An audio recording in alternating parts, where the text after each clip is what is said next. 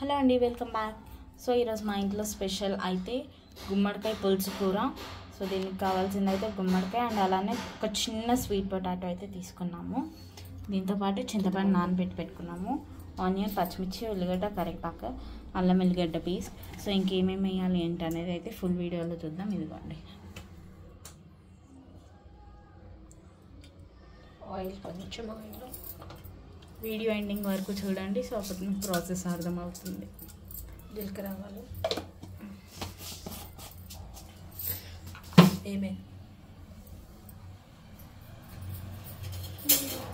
ఒక ఎండుమిర్చి వేసుకున్నాము, చిన్నది ఒక్కటి జస్ట్ అలా పై పెట్టుకోండి. సో ఇందులో ఇప్పుడు ఇందులో కరివేపాకు, పచ్చిమిర్చి అండ్ ఆనియన్ అయితే వేసుకున్నాము.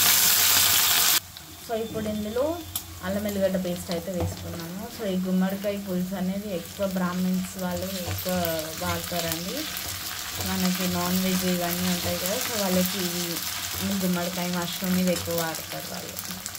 సో ఇప్పుడైతే ఇందులో పసుపు వేసుకున్నాము కొంచెం.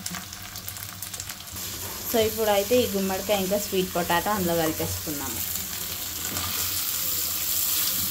స్వీట్ పొటాటో అంటే జస్ట్ ఒక చిన్న పీస్, మరీ ఎక్కువ అవసరం లేదు, కొంచెం స్వీట్గా ఉంటుంది. ఒక 2 నిమిషాలు మగ్గనిద్దాం. సో ఇదిగోండి ఇప్పుడైతే గుమ్మడికాయ చూద్దాము. మగ్గిందమా? కొంచెం మగ్గింది. ఇప్పుడు ఇందులో కారం, ఉప్పు ఇవన్నీ వేసుకొని తర్వాత పులుసు వేసుకొని ఇది అయితే వేసుకోవాలి. సో కారం, కొంచెం ధనియా పొడి, కొంచెం జీరా పొడి. జీరా పొడి ప్రతి దాంట్లో ఎందుకు వేస్తానంటే కొంచెం అరుగుదల బాగుంటుంది, డైజెషన్ బాగుంటుంది, అందుకని. ఇంకా వేరే ఏం లేదు. కొంచెం సాల్ట్. సో ఇదిగోండి ఇది మొత్తం ఒకసారి కలుపుకున్నాము. కలుపుకొని ఒక్క సెకండ్ తర్వాత చింతపులుసు వేసుకోవాలి. సో ఇదిగోండి చింతపులుసు అయితే తీసి పెట్టుకున్నాం మేము. సో ఇప్పుడు ఇది ఇందులో కలిపేసుకోవాలి, చింతపండు పులుసు.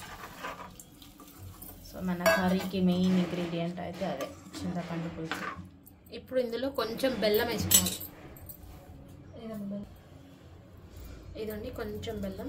మా దగ్గర బెల్లం పౌడర్ ఉంది, సో బెల్లం పౌడర్ వేసుకుంటున్నాం మేము. మీ దగ్గర బెల్లం ఉంటే బెల్లం వేసేసుకోండి. సో ఇదండి